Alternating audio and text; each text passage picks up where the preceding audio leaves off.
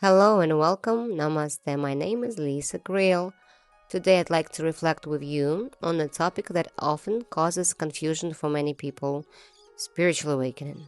Again and again. It seems to be surrounded by mystery, but in truth, it's incredibly simple. I can talk about spiritual awakening from different angles endlessly, and probably without explanation from different angles, our ego mind cannot push us to awakening, because ego mind usually is someone who tortures our being and who is suffering himself. So it always plays this around and around games of victim and abuser within our own body, within our own consciousness. Let's talk about how fantastical our reality actually is and how anything is possible here. We live in a world where everything appears ordinary, the same daily routines, the same predictable stories. Yet from time to time we hear about people who live without food, without sleep, who suddenly find themselves in another time or space, things that sound impossible. And of course, in our age of artificial intelligence, it's easy to create a video where someone levitates and no one would ever know what's real. But here is the thing, the only real proof is your own experience. Your mind is what blocks you most of the time. It's heavily conditioned by society, by the people you surround yourself with. Let's not even talk about superpowers for a moment. Let's take something simple. You want to start a business or move to another country or finally allow yourself something you've always dreamed of.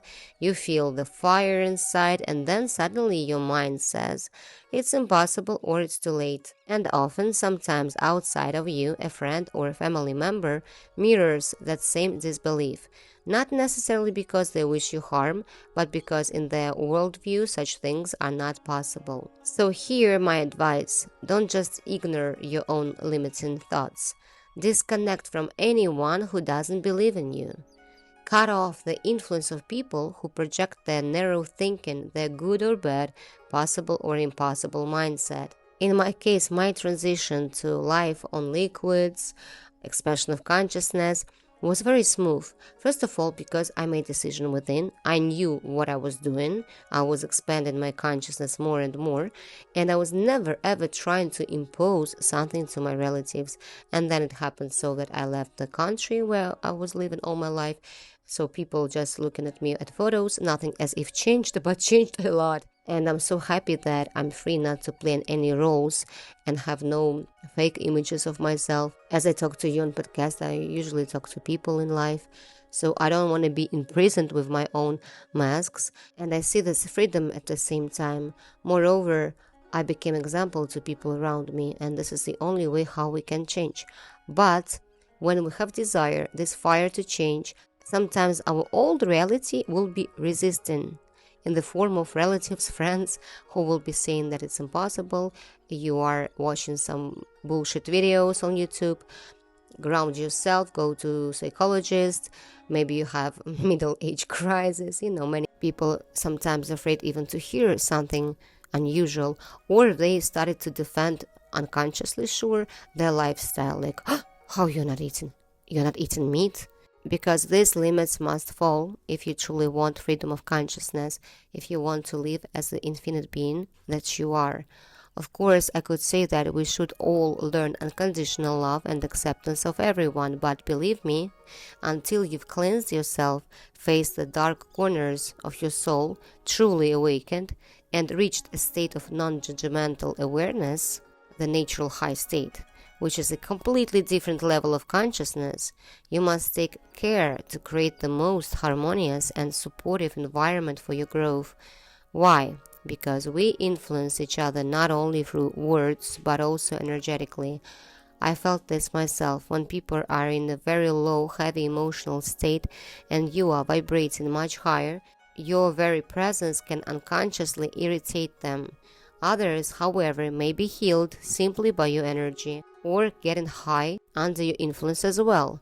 And when you've worked long and hard on your life, your energy, your body, and your consciousness, and have finally reached a stable, awakened state, you must, especially at the beginning, be selective.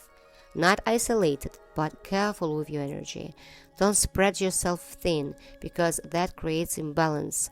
Cherish those who support, love, and accept you unconditionally, or offer your guidance when you ask. Surround yourself with such people. But here is a secret as well. Once you reach true self-awareness, you will never feel lonely in solitude.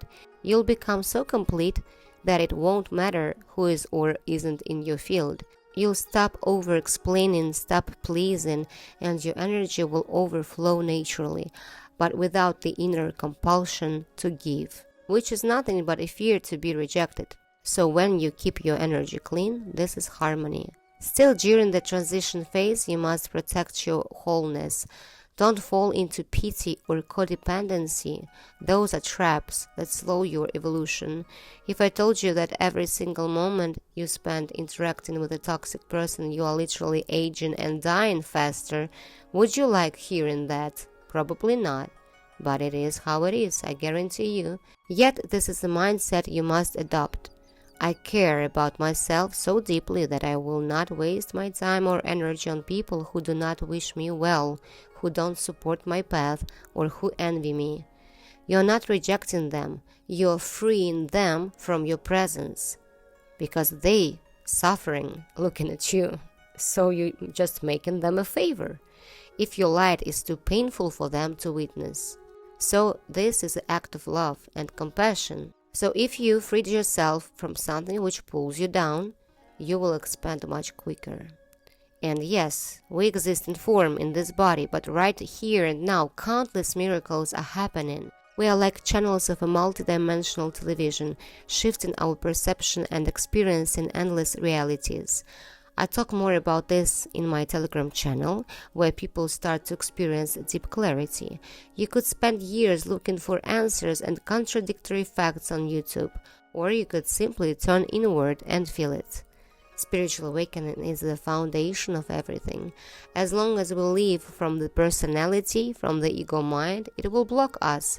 It protects us from shocks and experiences beyond our comfort zone, whether it's in society or in our subtle plan. And that includes not only mystical experiences like seeing other realities, but also very human ones, like the experience of abundance, success, or fame.